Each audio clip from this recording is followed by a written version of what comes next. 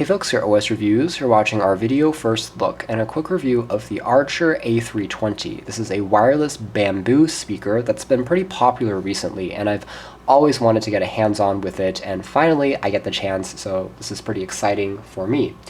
So this is crafted out of bamboo wood on the front and the back, and other than that, it's also a fairly impressive sounding speaker. Of course, we'll discuss that more in the sound test in a moment, but it features 25 watts. It's a stereo speaker with a passive radiator in the front for extended bass, which is going to be exciting if you listen to EDM music, drum beats in the lower frequency, and it works pretty well all in all just because it's portable but also looks very classy and seems more expensive than the price would suggest.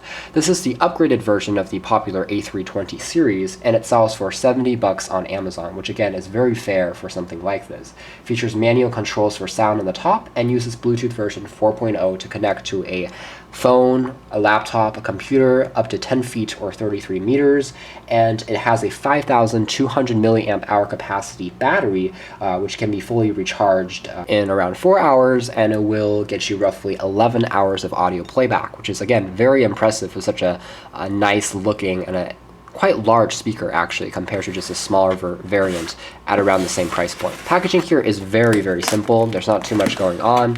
It's eco-friendly, however, which means you can just recycle it when you're done. And inside, there's just the speaker itself. There is an auxiliary cable included next to the micro USB cable for charging. So the auxiliary cable is used to plug in an MP3 player or a device that doesn't use Bluetooth, and this actually will improve the sound quality a little bit if you don't want to use wireless Bluetooth. There's also some of these kind of soft touch rubber feet that you can manually stick onto the base of the speaker to prevent it from falling loose or sliding around. There's also access to a printed documentation or instruction manual that's in the same color as the bamboo wood, which is again pretty cool. Setting the box off to the side, we can take a look at the speaker next. So again, the build of the speaker is extremely impressive just because everything seems very solid, and you would expect this thing to cost easily, let's say $200 if it came from a more expensive brand name. But you can see that attention to detail is definitely here. You have these chamfered edges that grooves gently into the speakers, and then everything on the sides is folded into this layer of soft touch fabric, which also is quite durable and modern looking. There's a company logo on the side. This does take 5-volt 2 amps, so a bit of extra power than your standard speaker, which requires 5-volt 1 amp to drive. The top features all the controls integrated into you can see here the fabric, and they correspond to an LED light. There's a volume controls, a play pause, and a power key that you can hold for 30 seconds to start the pairing mode. These keys are pretty tactile and responsive, but they're relatively flush with the surface of the unit, which means that if you're in a hurry, it might be a little bit harder to distinguish. But other than that, it looks pretty good. The back features, again, that bamboo wood, which is actually quite thick. This is a very heavy speaker. And there's also access to the auxiliary port, a reset pen, power LED, and micro USB for power. Now you can see that all the ports aren't covered up by rubber, and that means this is not a waterproof speaker, so if you're taking it to the beach or getting it wet, that's not going to be ideal. This is probably best suited for home cinemas or home environments, maybe in the office, maybe in the bedroom, of course taking it to parties, but I wouldn't say this is a rugged speaker. It's more of a high fidelity speaker that you would want to listen to music closely with. So let's do a quick sound test. Powering the speaker on, we're in the pairing mode by default, and it just takes 20 seconds to find the speaker, which is the A320, under Bluetooth settings in your phone or tablet, and it pairs pretty quickly.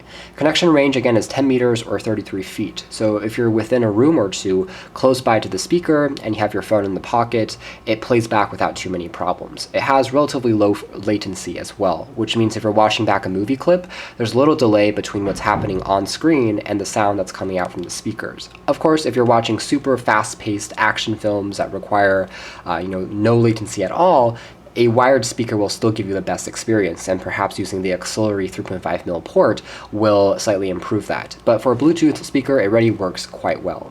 When you first turn it on, there's a slight beeping sound that tells you, it's on and it's in the connecting setting. And from there, you can immediately get a sense of how powerful the bass is for a small Bluetooth speaker. It really comes across since the bass The passive radiator is in the front right here, right in the center. And the left and right for the actual volume, you can see is considerably smaller. So this thing really packs a punch in the lower frequencies. And again, bass heads will be quite happy.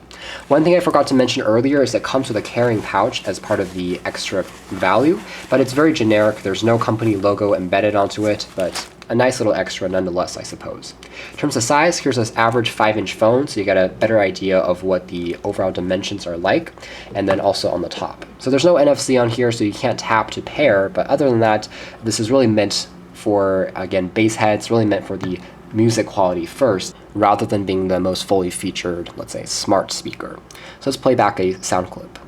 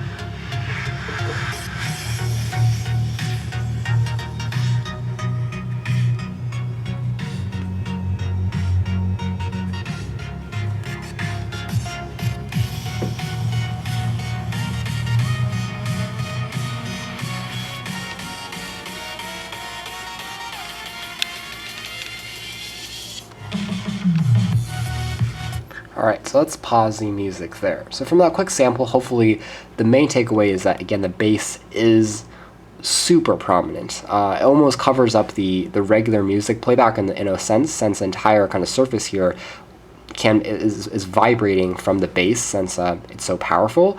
It definitely is a different effect on the music playback, since instead of being really melody focused, you really hear kind of the lower frequencies and the vibration of the sound, and it certainly is interesting. It could be an awesome addition to a pre-existing home cinema setup if you want, again, a powerful bass speaker but in a relatively compact frame, and of course you have that wireless functionality. Now, I'm not sure that this type of sound would be perfectly ideal for every type of music out there, especially if you are focused on listening to sounds that are recorded in mids or highs. Then this might be too bass rich. It really changes the sound signature.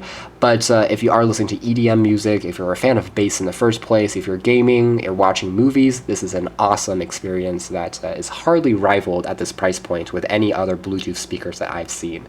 And at the same time, you get this completely unique design of being crafted out of bamboo wood, which is typically a premium material that you also won't find at this price point. So I think Archer did a great job. We've loved some of their previous products, and really this is no exception. Just be cautious that indeed it is very bass heavy, as the label reads. So be sure that you have that in mind. So anyways, that's been our quick review of the Archer kind of A320, the upgraded bamboo wireless speaker. The upgrade really comes across in battery performance. So indeed, it got roughly 10.5 hours, around 11 hours of battery time using wireless Bluetooth at 50% volume. That's compared to the previous generation model that got roughly 2 to 3 hours shorter of battery life with a smaller capacity. So this really will help you if you are on the go and you still want to listen to music. And if you are on the go, I really recommend using the rubber feet that they give you and stick it onto the wood here, just to make it a bit more resistant to kind of sliding around on a surface,